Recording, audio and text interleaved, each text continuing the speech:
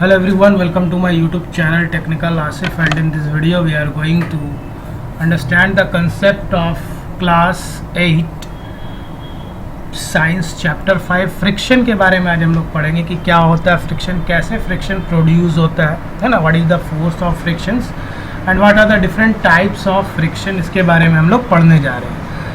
So let us start. Before starting, if you are new in channel, kindly subscribe it and press the bell icon for new upcoming video from Technical Asif YouTube channel.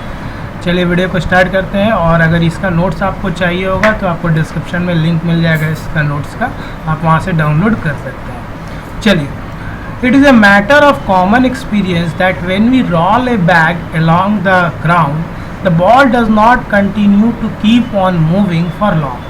देखिए, अगर आप किसी ball को एक straight ground में उसमें roll up कर दीजिएगा, किक मारेगा, तो वो बॉल कुछ दूर तक रोल करेगा, लेकिन कुछ दूर जाने के बाद वो मूव करने के बाद क्या हो जाता है, वो कंटिन्यूसली मूव नहीं करता. एक सर्टेन पॉइंट पे जा करके वो बॉल रोल करना रुक जाता है, बंद हो जाता है, स्टॉप हो जाता है. It slows down and finally comes to rest. आपका जो बॉल है वो क्या हो जाता है, स्लो डाउन हो जाता है और फाइनली क्या हो जाता है, वो स्टॉप पे रेस्ट पोजिशन पे आ जाता है. आप किसी भी चीज़ को आप धक्का मारते हो, प्रेस करते हो, you can easily watch it, है ना. एक सर्टेन टाइम पे, एक फिक्स टाइम पे वो जाएगा और उसके बाद वो बॉल होगा या जो भी आपने जिस चीज़ को किक किया वो रुक जाता है. तो वो रुकने का कारण क्या है, इसी चीज़ पे डिपेंड करता है फ्रिक्शन. जैसे कि हम लोग एक एग्जांपल समझते हैं. Now consider this situation, we are riding a bicycle. अगर सपोज आप बाईसाइकिल चलाते हो, after attaining a good speed, जब आप बहुत अच्छे स्पीड मेंटेन हो जाता है आपका, तो वी स्टॉप पैडलिंग. हम लोग पैडल मारना क्या कर देते हैं, रोक देते हैं, बंद कर देते हैं कि आप पैडल नहीं मारेंगे क्योंकि अपने आप चल रहा है साइकिल, ठीक है. लेकिन वो कंटिन्यूसली नहीं चलता है ना. हम लोग देखते हैं the bicycle would be seen to gradually slow down. आपने जब पैडल मारना बंद किया तो आपका जो बाईसाइकिल है वो क्या होता है, ग्रेजुअली धीरे धीरे स्लो होने लगता है ना. और स्लो होते होते and would stop after covering a certain distance. और कुछ डिस्टेंस कवर होने के बाद क्या होता है, वो स्टॉप हो जाता है ना. पहले स्लो होगा फिर स्टॉप हो जाएगा. अब जैसे ही स्टॉप होने वाला रहता है तो हम क्या करते हैं, फिर से पैडल मारते हैं, so that it will attain the speed, है ना, कवर्स मैक्सिमम डिस्टेंस, ठीक है. तो आखिर वो जो हमारा कंटिन्यूस रोलिंग हो रहा था, साइकिल कंटिन्यूस चल रहा था, वो स्टॉप क्यों हो जाता है, ये कभी आपने सोचा है? या बॉल को आपने पुश किया, वो कुछ देर के बाद आगे जाने के बाद स्टॉप क्यों हो जाता है, इसका कभी आपने दिमाग में रीज़न सोचा कि आखिर ये क्यों स्टॉप हो गया? आखिर क्या वजह था कि साइकिल जो है कुछ देर के बाद आप पैडलिंग करना बंद कर दिए तो स्टॉप क्यों हो जाता है, या बॉल रोल अप करना बंद क्यों हो जाता है? इसका क्या रीज़न है? तो इसका रीज़न ही हमारा है इस चैप्टर का concept, that is friction. So to make it move with a constant speed even along a straight level road, we have to keep on pedalling it. और अगर आप उसको चलाते रहना है या आपको बॉल पिकअप करते रहना है, मतलब चलाते रहना है, तो उसके लिए आपको या तो बॉल को बार बार क्या करना होगा, किक मारना होगा, और साइकिल के पैडल को भी पैडलिंग करना होगा, तभी वो कंटिन्यूस होगा, अदरवाइज स्टॉप हो जाएगा. तो स्टॉप होने का कारण ही क्या है, फ्रिक्शन, है ना. आई होप कि आपको समझ में आ रहा होगा फ्रिक्शन क्या है. अभी ये देखिए, छोटा सा एक फिगर मैंने बनाया है, व्हाट इज़ फ्रिक्शन, है ना. तो यहाँ देखिए एक पर्सन है, ह्यूमन बींग्स है, और यहाँ पे एक ऑब्जेक्ट है. इसने इस ऑब्जेक्ट को देखो क्या कर रहा है, पुश कर रहा है. जैसे ही पुश करेगा तो किसी भी ऑब्जेक्ट को जब हम पुश करते हैं तो उसमें मोशन आता है. लोग क्लास इससे पहले वाले में पढ़े थे चैप्टर में फोर्स में, कि पुश करने से क्या होता है, एक फोर्स डेवलप होता है ना. तो यहाँ पे भी जब आप पुश करोगे तो एक मोशन आएगा इस बॉडी में, ठीक है. पुश करने के बाद जैसे आप इसको धक्का मारोगे तो एक अलग तरह का नीचे में देखिए दोनों ऑब्जेक्ट के बीच में क्या हो रहा है, कॉन्टैक्ट हो रहा है ना.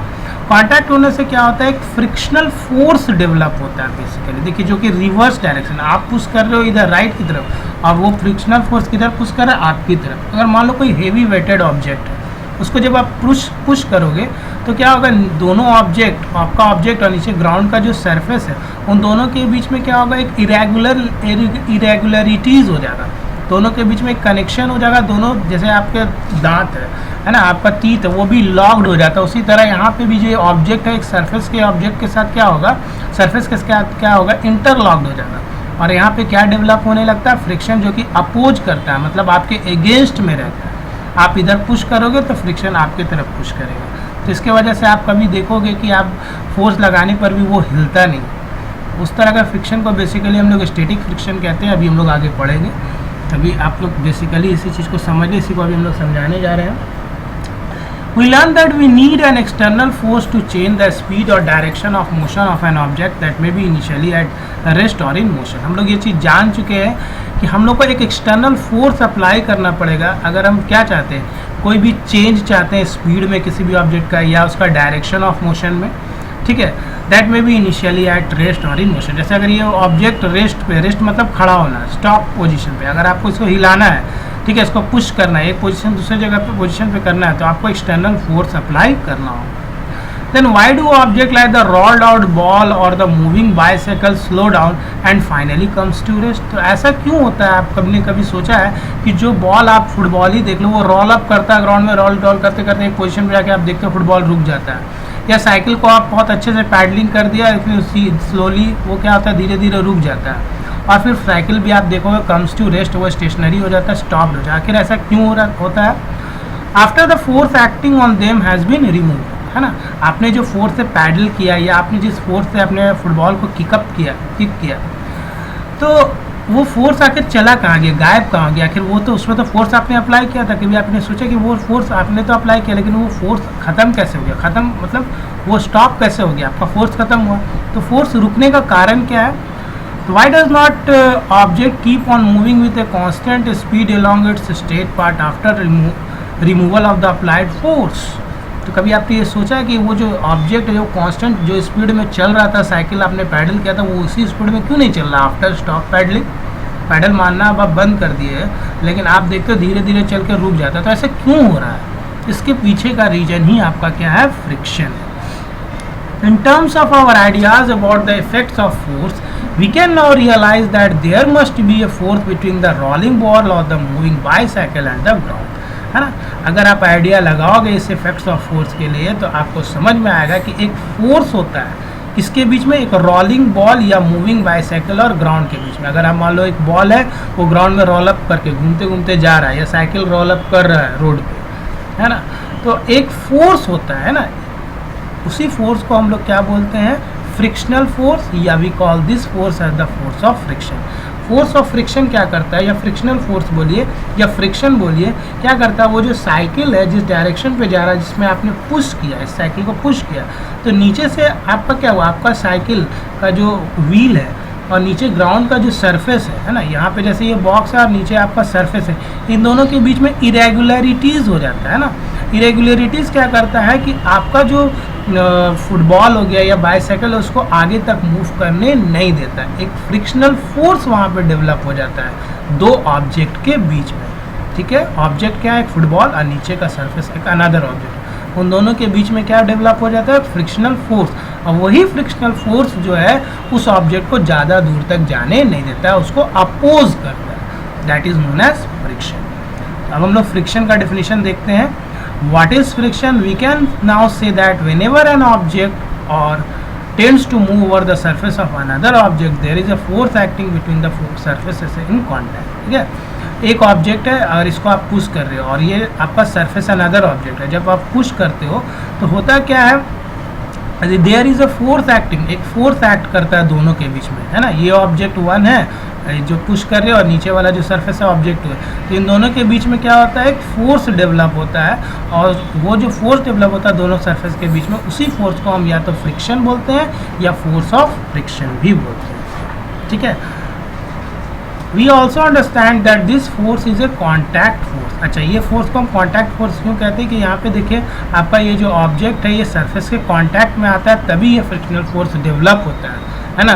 इसीलिए इसको हम लोग कॉन्टैक्ट फोर्स भी बोलते हैं. एंड ऑलवेज अपोजेज और टेंड्स टू अपोज. और ये फ्रिक्शनल फोर्स देखिए हमेशा अपोज करेगा. देखिए आप राइट साइड में पुश कर रहे हो, और ये फ्रिक्शनल फोर्स जो दोनों ऑब्जेक्ट के कॉन्टैक्ट पे क्या कर रहा है? उसको आपके अपोजिट डायरेक्शन में पुश कर रहे हैं. इसीलिए जब भारी चीज़ को हम लोग पुश करते हैं तो वो हमारे से पुश नहीं होता. हम 3-4 दोस्त लोग को बुलाते पुश करो, तब वो पुश होता है ना.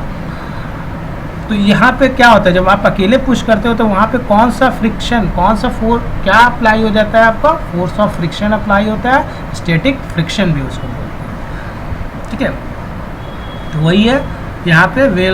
We also understand that this force is a contact force and always opposes and tends to oppose any relative motion between the two forces in contact. ठीक है, यहाँ पे देखिए आप इस तरह से पुश कर रहे हैं, और सरफेस इसका क्या करेगा? ड्यू टू इरेगुलरिटीज़, इसके नीचे भी इरेगुलरिटीज़, इसके नीचे भी इरेगुलरिटीज़ है, तो तो ये फ्रिक्शनल फोर्स डेवलप करता है, जिसके वजह से ये फ्रिक्शन हम लोग को फील होता है। नाउ आगे हम लोग थोड़ा सा देखते हैं। यहाँ देखिए आपका direction of force of friction किधर होता है, आपके अपोजिट में। देखिए आप डायरेक्शन ऑफ, आप इस चीज़ को अगर इधर साइड से पुश करते हैं, इस तरफ से अगर आप पुश करोगे इसको, तो ये पुश तो हो नहीं रहा। क्यों नहीं पुश सकते, इसलिए वेट इसका काफ़ी ज़्यादा है। प्लस जैसे ही इसका वेट ज़्यादा है तो नीचे जो आपका जो सरफेस है उसके साथ क्या होता है, इसका ये इरेगुलरिटीज़ क्या करता है, इसको रोकता है आगे बढ़ने से, ठीक है। और इरेगुलरिटीज़ के कारण ही जो फोर्स डेवलप होता है उसी को हम लोग बोलते हैं फ्रिक्शन या फोर्स ऑफ फ्रिक्शन। अब हम लोग देखते हैं काउज ऑफ फ्रिक्शन, जो अभी हम लोग फिगर में भी समझ लेते हैं। The force of friction depends on the nature of the two surfaces in contact, ठीक है। फोर्स जो है फ्रिक्शन का वो किस पे डिपेंड करता है, दो सरफेस के कॉन्टैक्ट पे। जैसे ऊपर में देखिए ये सरफेस 1 है और नीचे वाला सरफेस 2 है। अब दोनों सरफेस में देखिए क्या है, इरेगुलरिटीज़ है। अब इरेगुलरिटीज़ के वजह से क्या हो जाएगा, यहाँ पे अगर आप अच्छे से देखें, इरेगुलरिटीज़ के वजह से दोनों क्या हो जाएगा, इंटरलॉक्ड हो जाएगा, ठीक है।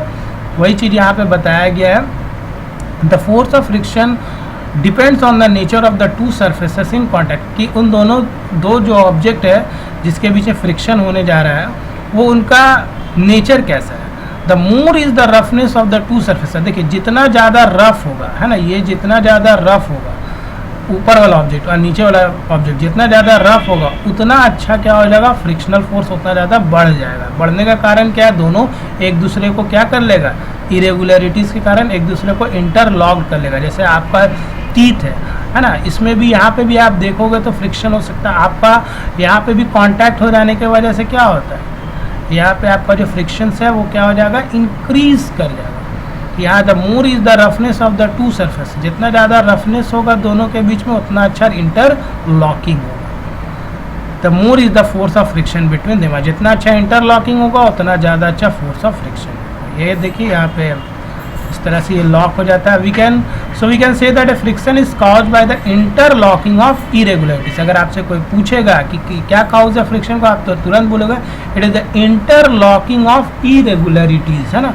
ये रेगुलर पैटर्न में नहीं, इरेगुलर पैटर्न, तो दोनों एक दूसरे को क्या करेगा, खींच लेगा, लॉक हो जाएगा।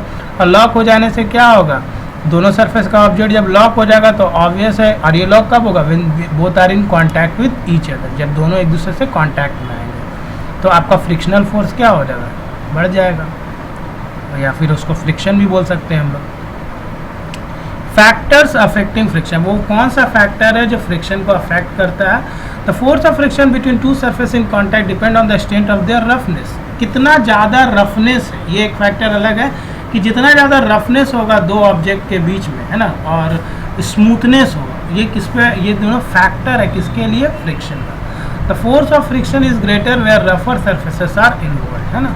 अगर ज़्यादा दो ऑब्जेक्ट है, दोनों ऑब्जेक्ट के बीच, दोनों ऑब्जेक्ट क्या है, रफ है, तो फ्रिक्शन भी वहाँ पे क्या होगा, फोर्स ऑफ फ्रिक्शन क्या हो जाएगा, बढ़ जाएगा। जैसे अभी हम लोग फिगर में देखें, अगर ऊपर वाला भी रफ है नीचे वाला भी रफ है तो आपका क्या हो जाएगा, दोनों इंटरलॉक्ड हो जाएगा और फोर्स ऑफ फ्रिक्शन बढ़ जाएगा। और अगर स्मूथर होगा, है ना, the smoother the surface the smaller is the force of friction, और अगर आप स्मूथ कर दोगे जो रफ सरफेस है तो आपका फ्रिक्शनल फोर्स क्या हो जाएगा, घट जाएगा, ठीक है। तो यहाँ पे थोड़ा सा मैंने बताया कॉज ऑफ स्लाइडिंग फ्रिक्शन, तो ये स्लाइडिंग फ्रिक्शन में क्या होता है, ये जो रफनेस है वो थोड़ा सा कम हो जाता है, दैट्स वाई वो फ्रिक्शन कम हो जाने की वजह से क्या डेवलप हो जाता है, स्लाइडिंग फ्रिक्शन। अभी आगे हम लोग पढ़ने वाले हैं।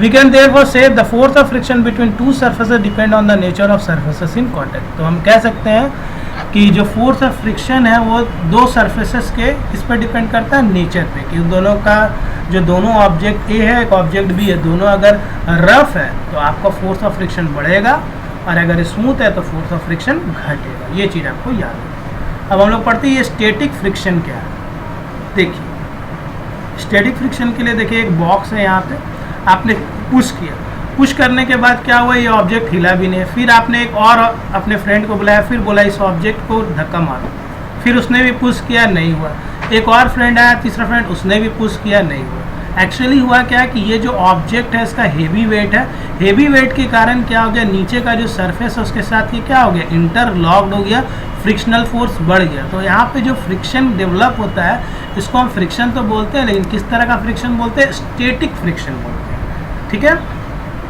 Due to static friction you are not able to push that big box, अब इस बॉक्स को थोड़ा सा भी मूव करने के लिए क्या करना होगा, आपको स्टैटिक फ्रिक्शन के बियॉन्ड आपको फोर्स लगाना पड़ेगा, तब जा करके वो आपका जो ऑब्जेक्ट है थोड़ा सा स्लाइड करेगा। ठीक है, जैसे अभी हम लोग एक्सप्लेनेशन देखते हैं। When a force is applied on a body at rest a force of friction called static friction comes into play. अगर आप कोई फोर्स अप्लाइड करते हो किसी भी बॉडी पे, जैसे वो रेस्ट पे, जैसे ये खड़ा है बॉडी और आपने यहाँ पे फोर्स अप्लाई किया, ठीक है, तो जैसे ही आपने फोर्स अप्लाई किया इस बॉडी पे रेस्ट पोजीशन पे, तो हुआ क्या, a force of friction called static friction comes into play. कौन सा फ्रिक्शन यहाँ पे आ गया, स्टैटिक फ्रिक्शन। ये खड़ा है ऑब्जेक्ट, आपने पुश किया, ये पुश हो ही नहीं रहा, तो आखिर क्यों नहीं पुश हो रहा, तो पुश ना होने का कारण क्या है, स्टैटिक फ्रिक्शन, क्योंकि यहाँ पे क्या प्ले हो रहा है, स्टैटिक फ्रिक्शन। आप मान लो कोई ऑब्जेक्ट को बहुत जोर से धक्का मारे लेकिन वो मूव नहीं कर रहा, तो आप जट से बोलोगे कि इसका स्टैटिक फ्रिक्शन मेरे से ज़्यादा है। अब आप 10-20 लोग के साथ पुश कर दोगे तो आपका उसका जो स्टैटिक फ्रिक्शन है वो कम पड़ जाएगा और आपका फोर्स जो ज़्यादा हो जाएगा, तो वहाँ पे जो फ्रिक्शन डेवलप होता है उसको हम लोग स्लाइडिंग फ्रिक्शन बोलते हैं, अभी हम लोग पढ़ेंगे। ठीक है, this static friction opposes the applied. ठीक है, अब यही चीज़ फिर से यहाँ लिखा है, ये जो स्टैटिक फ्रिक्शन जो डेवलप हो गया यहाँ पे इरेगुलरिटीज़ के कारण, तो वो क्या करता है, अपोज करता है किसको, अप्लाइड फोर्स को। अप्लाइड फोर्स किसका, आप धक्का मार रहे हो, आप पुश कर रहे हो, आपका फोर्स अप्लाई हो रहा है, लेकिन स्टैटिक फ्रिक्शन इतना ज़्यादा हाई है, स्टैटिक फ्रिक्शन इतना ज़्यादा हाई है कि वो पुश हो ही नहीं। Now on increasing the applied force static friction also increases. आप जितना जोर से धक्का मारोगे, ठीक है, तो इतना ज़्यादा स्टैटिक फ्रिक्शन भी क्या हो जाएगा, बढ़ने लगेगा। However it can increase only up to a maximum certain maximum value. लेकिन आप जितना जोर से भी धक्का मार लो, लेकिन स्टैटिक फ्रिक्शन भी एक मैक्सिमम वैल्यू तक ही लिमिटेड है। ठीक है, स्टैटिक फ्रिक्शन भी एक सर्टेन मैक्सिमम वैल्यू तक ही लिमिटेड है। ठीक है, और उस maximum value of force of static friction को हम क्या बोलते हैं, लिमिटिंग फ्रिक्शन। ठीक है, the maximum value of force of static friction है ना, जो स्टैटिक फ्रिक्शन का मैक्सिमम वैल्यू होता है, ठीक है, उसको हम क्या बोलते हैं, लिमिटिंग फ्रिक्शन। ठीक है ना, अब ये स्लाइडिंग फ्रिक्शन क्या है, when the applied force is increased beyond the limiting friction. अब देखिए स्टैटिक फ्रिक्शन का जो मैक्सिमम वैल्यू है उसको हम लोग लिमिटिंग फ्रिक्शन कहते हैं। ठीक है, लेकिन उस लिमिटिंग फ्रिक्शन से भी ज़्यादा अगर आप फोर्स अप्लाई करोगे तो क्या होगा, when the force is increased beyond the limiting friction में, बियॉन्ड मतलब उससे भी ज़्यादा, मतलब जो स्टैटिक फ्रिक्शन में क्या है, मैक्सिमम वैल्यू उसका लिमिटिंग फ्रिक्शन हो गया, लेकिन उससे भी ज़्यादा फोर्स अगर आप अप्लाई करोगे उस ऑब्जेक्ट पे तो क्या होगा, the body begins to slide. अब क्या हो जाएगा, बॉडी घसकने लगेगा, स्लाइड करेगा। इसीलिए अगर मान लो 10 लोग को अब आप बुला करके पुशअप करवाओगे, फोर्स लगाओगे, तो जो मैक्सिमम स्टैटिक फ्रिक्शन है, हाँ, जो उसका लिमिटेड लास्ट का जो ताकत है उसको रोक के रखने का स्टैटिक फ्रिक्शन का, उससे ज़्यादा आप अब ताकत लगा दोगे तो क्या होगा, the body begins to slide over the surface on which it was resting. अब क्या करेगा, बॉडी घसक जाएगा। अब जो घसका तो वो रिजल्ट किसका है, दैट इज स्लाइडिंग फ्रिक्शन, जिसको हम लोग काइनेटिक फ्रिक्शन भी बोलते हैं। After this it is the force of sliding kinetic friction that acts between the to surface, दो सरफेस के बीच में जो एक्ट करता है।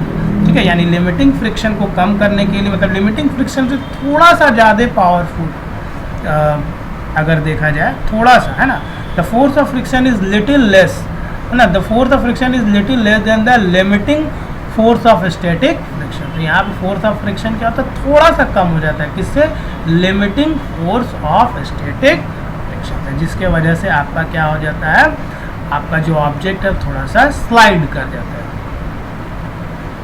ठीक है, इसी को हम क्या बोलते हैं, स्लाइडिंग फ्रिक्शन बोलते हैं, मतलब कि जो लिमिटिंग फ्रिक्शन से थोड़ा सा ना। अब ये रोलिंग फ्रिक्शन क्या होता है, इसको हम लोग देखते हैं। रोलिंग फ्रिक्शन को समझने के लिए थोड़ा सा देखिए, we often see on bus stand, railway platforms and airports that even small children are able to carry along their suitcases easily, they are fitted with wheels wiser. तो आप देखते हो बड़ा बड़ा, आप देखते हो एयरपोर्ट्स या रेलवे स्टेशन में बैग्स रहता है और एक चिल्ड्रन भी उसको खींच के ले जा सकता है वेरी इजीली। आप देखते हो क्या है वहाँ पे जी, रोलिंग हो रहा है आपका, किसका, व्हील का।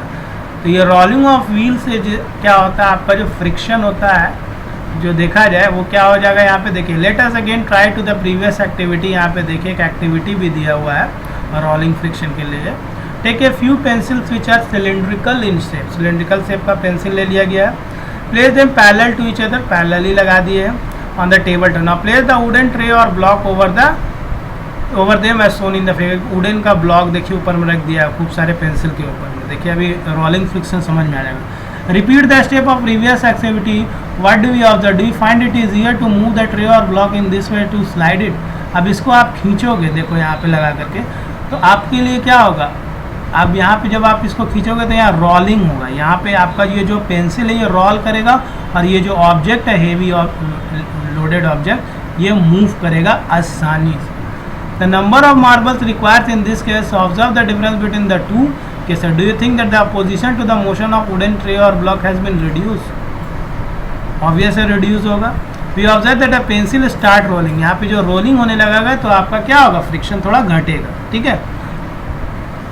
We observe the pencil start rolling as soon as the wooden tray or block moves. जैसे ही wooden ब्लॉक क्या बोल रहा है, जैसे ही पेंसिल क्या करेगा, रोलिंग होने लगेगा तो जो आपका जो वुडन का जो बॉक्स है वो मूव होने लगेगा. ठीक है. मूविंग द ट्रे और block in this way is much easier than sliding, है ना. अगर आप स्लाइड करने से अच्छा है कि आप क्या करते हो, रोलिंग का यूज़ करते हो. यहाँ पे सिलेंड्रिकल फॉर्म में जो आपका पेंसिल है वो क्या कर रहा है, यहाँ रोलिंग का रोल प्ले कर रहा है. इससे क्या होगा, आपका जो है वो ऑब्जेक्ट जो है स्लाइड करने से अच्छा क्या कर सकते हो, आप उसको रोल करके ला सकते हो.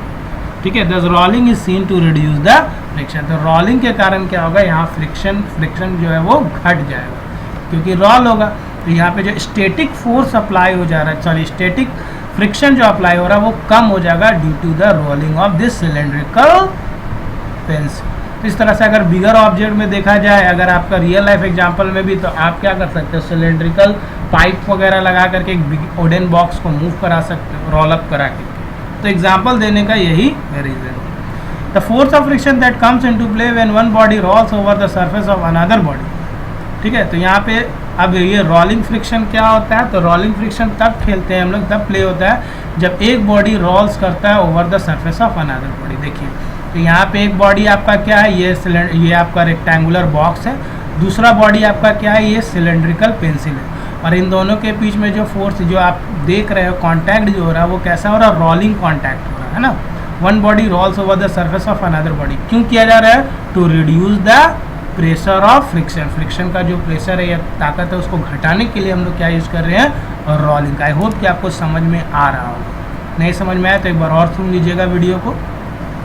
तो यहाँ रोलिंग के कारण क्या हो रहा है कि आपका फ्रिक्शन रिड्यूस हो रहा है और जो आपका हेवी वेटेड ऑब्जेक्ट है उसको हम रोल करके आसानी से ला सकते हैं. No it is much less than the force of sliding friction. ठीक है. और लेकिन ये क्या होता है, कम होता है. किससे, in comparison to sliding friction.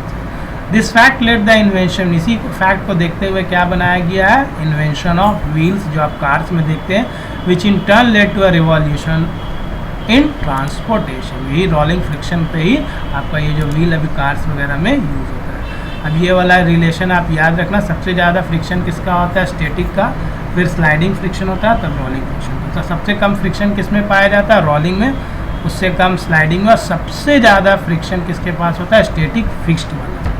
ठीक है. स्लाइड कैसे करते हैं आपको बता ही दिए. ना हाउ वी रिड्यूस फ्रिक्शन. तो friction can be reduce by polishing the surface. को पॉलिश करके हम फ्रिक्शन को रिड्यूस कर सकते हैं. लुब्रिकेंट्स यूज़ कर सकते हैं सरफेस में यूज़ करके, या यूज़ ऑफ बॉल बियरिंग्स का यूज़ कर सकते हैं टू रिड्यूस द फ्रिक्शन. ये सिंपल सा क्वेश्चन था, मैंने दिया है. How we increase and decrease friction. तो friction can be increase by making the surfaces more rough, है ना. फ्रिक्शन कैसे इंक्रीज होगा, जब हम सरफेस को ज़्यादा रफ बनाएंगे तो क्या होगा, इंटरलॉकिंग ज़रूरत से ज़्यादा होगा. अगर इरेगुलरिटीज़ होगा, अगर आप रफ कर दोगे सरफेस को दोनों का, तो इरेगुलरिटीज़ बढ़ जाएगा और लॉक हो जाएगा. अगर आप दोनों दांत में इरेगुलरिटीज़ बढ़ा दो तो आप देखोगे अच्छा से उसको आप मूव नहीं कर पाओगे, स्लाइड नहीं कर पाओगे अपने दांत, अपने टीथ को, अगर दोनों रफ हो गए. लेकिन अगर स्मूथर करोगे तो थोड़ा अच्छा रहता है, थोड़ा कम होगा. And it can be decrease by making the surfaces smooth. और स्मूथ कर दोगे तो आपका थोड़ा फ्रिक्शन क्या हो जाएगा, घट जाएगा. ये बेसिक्स कंसेप्ट था क्लास 8 का, static friction, sliding friction, rolling friction, force of friction के रिगार्डिंग. वीडियो अच्छा लगे तो लाइक शेयर सब्सक्राइब करें, बेल आइकन प्रेस करें for the new upcoming video from technical Asif YouTube channel.